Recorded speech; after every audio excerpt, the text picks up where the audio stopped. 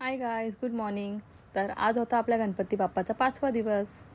तर आदल्या दिवशी संध्याकाळी आमच्या घरी गौराईचं आगमन झालं होतं. खूप उत्साहात आम्ही गौराईचं स्वागत केलं होतं. दुसऱ्या दिवशी सकाळी आम्ही गौराईला मखरात बसून घेतलं आणि आम्ही गौराईला मस्त सजवून घेतलं.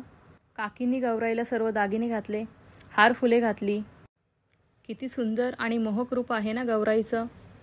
एकीकडे आम्ही सर्वजण लागलो नैवेद्याच्या तयारीला. नैवेद्यामध्ये होतं दिवे, बोरं, चिंचा, टोप, चमचा. नैवेद्य बनवून झाल्यानंतर आम्ही सर्वजण लागलो जेवणाच्या तयारीला.